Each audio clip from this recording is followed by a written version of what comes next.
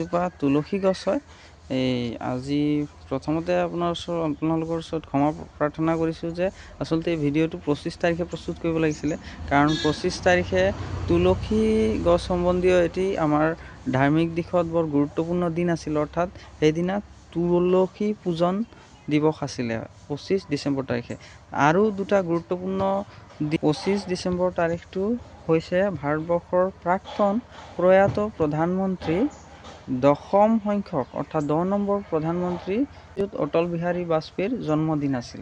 তেখেতৰ জন্ম হৈছিল গোৱালিয়ৰ নামৰ ঠাইত।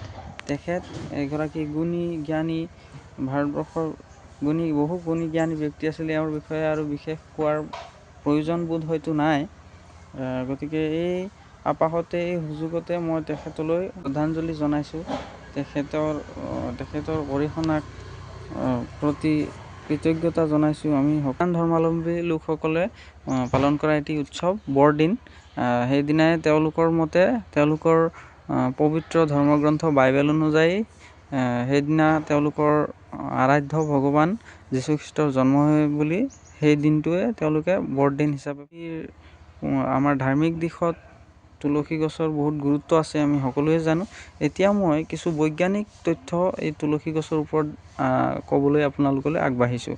তুলসী গছৰ প্ৰথমতে বৈজ্ঞানিক নামৰ পৰাই যাওঁ। তুলসী গছৰ বৈজ্ঞানিক নাম হৈছে অচিমাম টুনিফ্লৰাম বা অচিমাম চেংটাম। আৰু এইবিধ লেমিয়েচি বুলি এবিধ ফেমিলি হয়। তুলসী গছৰ সেই ফেমিলিৰ অন্তৰ্গত এবিধ উদ্ভিদ। আৰু তুলসী গছ এবিধ হৈছে গুল্মজাতীয় উদ্ভিদ। অৰ্থাৎ আমাৰ উদ্ভিদবোৰক সাধাৰণতে বৈজ্ঞানিকসকলে 4টা ভাগত ভাগ কৰিছে। ভাগকেইটা হৈছে বৃক্ষ, লতা, তৃণ আৰু গুল্ম। এই তুলসী গছ হৈছে গুল্মজাতীয় এবিধ উদ্ভিদ। এই তুলসী গছ সাধাৰণতে বেছি ওখ নহয় আৰু ঠাল ঠেঙুলিৰে সৈতে জোপোহা হৈ পৰে। সেইটো কাৰণে সাধাৰণতে গুল্ম শ্ৰেণীত ধৰা হয়। আৰু গুল্ম শ্ৰেণীৰ সাধাৰণ চৰিত্ৰই হৈছে এই চৰিত্ৰটো মই কোৱাটো। আৰু তুলসী গছৰ বৈজ্ঞানিক নাম ইতিমধ্যে আপোনালোকক জনালোঁ। আৰু তুলসী গছৰ বৈজ্ঞানিক দিশত বহুত গুৰুত্ব আছে। তুলসী গছে আপোনাৰ এণ্টি অক্সিডেণ্ট বুলি কয়। তুলসী গছৰ মানে বীজাণুনাশক, জীৱাণুনাশক হিচাপে ইয়াক ব্যৱহাৰ কৰা হয়। ই বায়ু বিশুদ্ধ কৰাত বহুত গুৰুত্বপূৰ্ণ ভূমিকা পালন কৰে। মানুহৰ বিভিন্ন ধৰণৰ ৰোগ যেনে সাধাৰণতে হোৱা চৰ্দি লগা, জ্বৰ, কাহ এইবিলাক সোনকালে নিৰাময় কৰাত তুলসীয়ে বহুত গুৰুত্বপূৰ্ণ ভূমিকা পালন কৰে। আৰু তুলসীৰ যিটো গুটি হয় এইটো সাধাৰণতে আমি সাধাৰণ ভাষাত মঞ্জুৰি বুলি কওঁ তুলসী গছ। আৰু তুলসী গছ ঘৰৰ চাৰিওফালে থাকিলে ধৰ্মাৱলম্বী লোকসকলে সাধাৰণতে ধুনীয়াকৈ গছ এজোপি ৰুই তাত পূজা সেৱা কৰে।